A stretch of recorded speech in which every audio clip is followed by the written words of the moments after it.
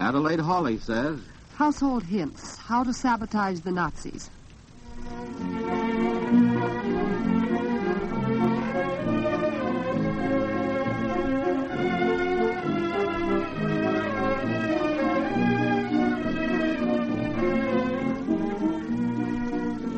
Good morning, friends, and welcome to another Adelaide Hawley program. On this day after the day which made so much history, it makes my daily presentation of a historical fact seem superfluous.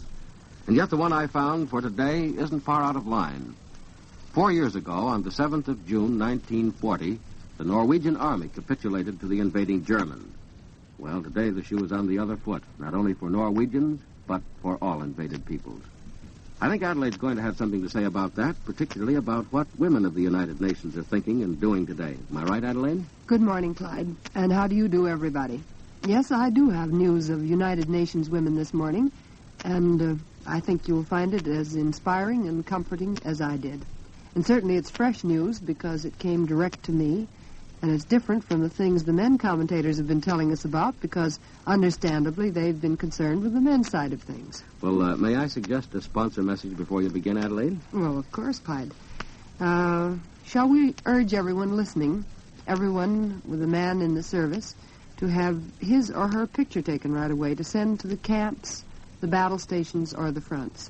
Fathers, mothers, sisters, brothers, wives, send your service representative a picture as soon as possible. If you live too far away from the Bachrach studio at 683 Fifth Avenue to make an appointment there, well, then have a picture taken somewhere. But do send a picture. It does a world of good to be able to look at the folks back home.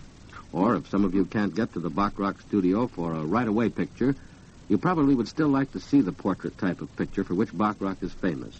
So why not send your name and address to Adelaide Hawley, WEAF, New York, and she'll arrange for you to receive your Bachrach booklet so that you can see for yourself.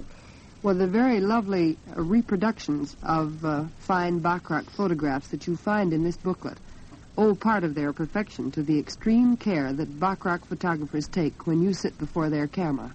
Even before the camera sees you, you know, a professional stylist does.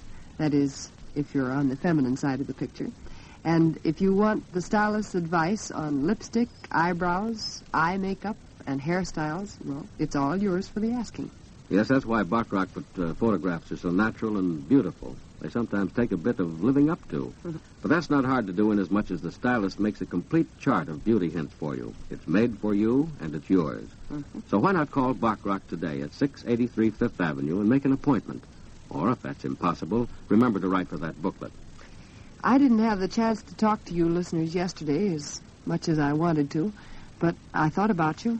And I wondered how you were feeling now that the time we dreaded and yet wanted has come. You know, I tried to analyze my own feelings, and I found that, well, I simply wanted to move a little faster and dig into a lot of work that I'd been putting off.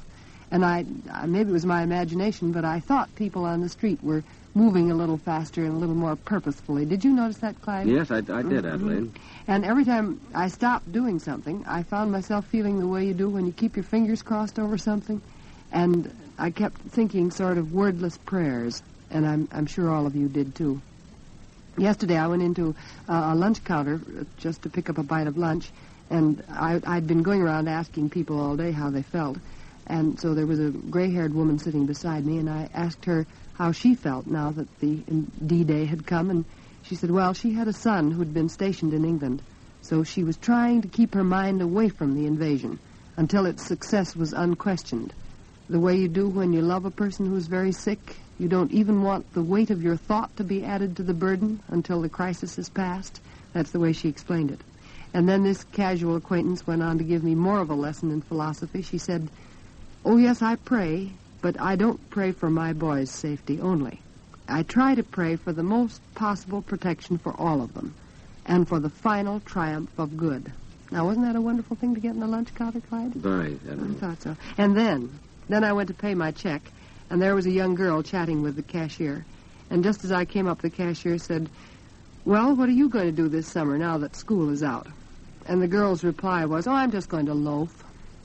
And she was a girl who was obviously old enough to join the Cadet Nurse Corps, and certainly she was hale and hearty enough to work with the Women's Land Army or volunteer for civilian hospital service or Red Cross work or any one of a dozen places where she's needed. Don't you think, though, that she's an exception? I hope so. I know that every woman with somebody actually in service, if it's only a dear friend, is saying silent prayers and working harder than ever today at whatever her job is. You who are at home are taking comfort from the old familiar chores that have to be done in the kitchen. Isn't it funny how washing dishes or beating a rug or beating up a cake can take you over a tough emotional spot? Or concentrating on the patriotic business of making every bit of food count, something like that. You know, the women of the European underground certainly know what it is not to waste anything. I can't help thinking what a great help of basic food like our old-style bread would be to all those hungry men, women, and children. That's true. Of course, that makes it easy to understand why American homemakers who are old-style fans also qualify as non-wasters of the favorite family food. Did you ever notice that when the man in uniform comes back on furlough, one thing that makes him feel at home immediately is to let him forage in the icebox and make himself some sandwiches and serve him some coffee with them? The sandwiches made with old-style bread have old-fashioned flavor in every slice. One reason for old-style's tempting taste is its true wheat flavor, reminding you of golden, hearty grain kernels. Well, some of the most enjoyable luncheons, Clyde, as well as other meals of the day, have been built around old-style sandwiches, old-style bread, because every smart homemaker knows what a wonderful addition that home-baked flavor makes to any kind of eating. And old-style tastes like homemade bread because it's made from a genuine woman's recipe and allowed to rise overnight. So anyone who has ever tried old-style is sure to use all of its goodness in one delicious form or another. Yes, Grandma knew a good loaf when she made one, and we now know the modern counterpart of Grandma's baking. It's old-style bread. You can buy old-style bread, the standby of every meal, at any one of the friendly Bohack food department stores in Brooklyn and Long Island. By the way, Adelaide, your speaking of the girl who was planning to loaf this summer made me think that she wouldn't exist in any country actually mobilized on a wartime basis, would she? I should say not. Why, in England, even the younger school children are organized for vacation work. They're part of the Land Army, of course, among many other activities, but perhaps the most amazing thing is the volunteer work they do for the Royal Army Ordnance Corps.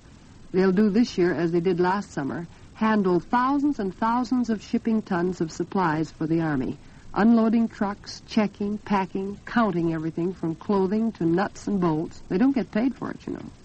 And then there are 600 girls working somewhere in England, girls whose average age is a little older, about 17, and they're doing very dangerous work for the Ministry of Supply as chemical analysts. They check every batch of explosive before it goes into the shell casings.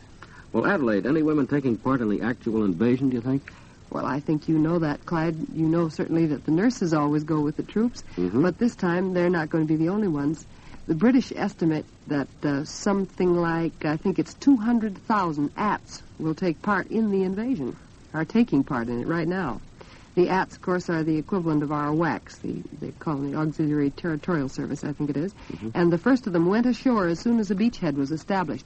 Those were the ones in the signals and the communications branch. And next went drivers, clerks, and cooks to drive and repair motor equipment, handle records of supplies and Army pay books and so on, and to cook.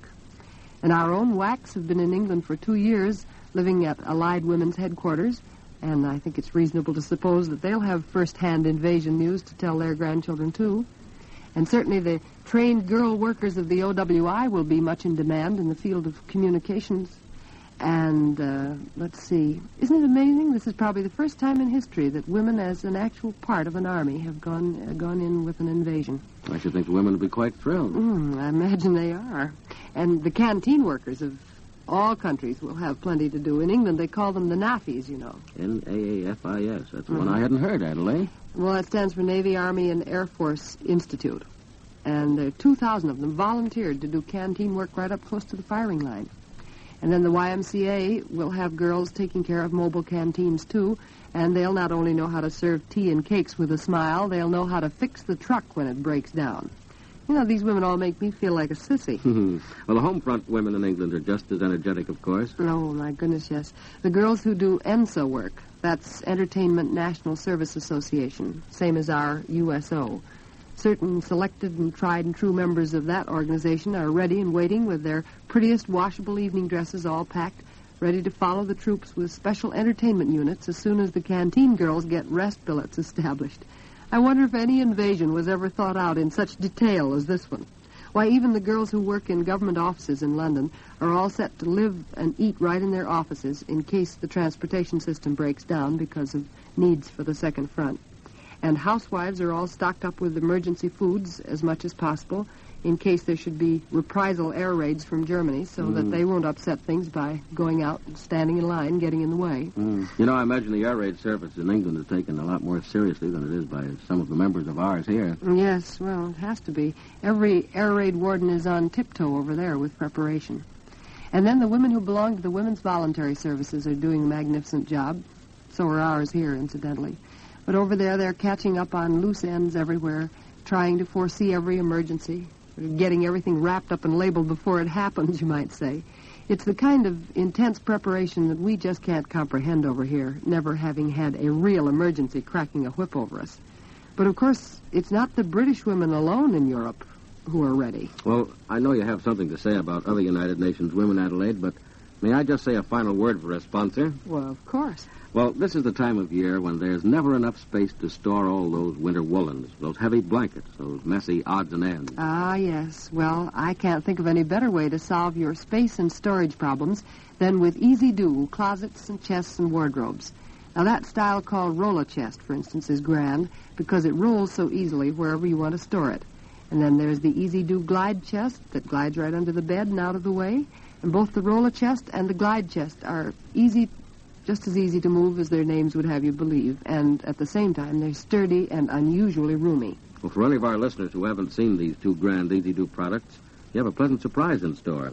The roller chest is high, wide, and handsome. The glide chest is extremely long and wide, yet high enough to fit comfortably under a bed. Yes, you can tell by Clyde's descriptions of the roller chest and the glide chest that they're both perfect for storing blankets and woolens and clothing. And while you're putting your winter things away, you probably have an urge to do a bit of redecorating, too? Well, in that case, we have just the booklet you need, the Easy Do booklet that you can have simply by sending a postcard with your name and address to Adelaide Hawley, WEAF, Radio City, New York. Yes, you might send that postcard to me, Adelaide Hawley, WEAF, Radio City, New York, and ask for both the Easy Do booklet and the Bachrach booklet. Well, now, what about the women of Holland and Belgium and some of the occupied countries? Oh, you can be sure that they're doing all they possibly can. Of course, not too much is known about them because a good many of their activities are carried on in the underground. But in the Netherlands, the women are hiding and feeding the men who do the fighting. Incidentally, underground Dutchmen are referred to in a phrase in Dutch, which means being on the bicycle because that's the only way they can get around. The women in the university towns of Delft and Amsterdam also hide and feed the students who have refused to attend that's a very good word, isn't it? Germinated is very good. Yes, German-dominated classrooms is what I was going to say. In many places, they've turned printers and typesetters, publishing underground newspapers. But perhaps the most outstanding characteristic of the Dutch woman is her stubborn resistance to the Nazis in every way that she dares. And then I think I might just mention about the Norwegian women, inasmuch as June 7th is the anniversary of the fall of Norway in 1940, as you said, Clyde. I think the story of Norway indicates that a woman's strength is, a country's strength, is certainly no greater than its women. In Norway, the most important underground work has been done in the kitchen by the housewife. Hunger and starvation would have been far worse had it not been for the resourceful meals turned out by the housewives from their tiny store of potatoes and bread, plus sometimes a bit of fish. And women have proved and are proving to be good at the tough routine jobs that the underground requires. I think all these women of the United Nations can give us great courage and inspiration and strength. And incidentally, tomorrow we're going to have a guest who was a member of the underground in France to tell of his actual experiences. And now until we meet again, goodbye. Goodbye, too, from Clyde Cattell. But both Adelaide Hawley and I will be with you again tomorrow morning at 9:30. Adelaide Hawley's program has been a WEAF presentation. This is the National Broadcasting Company.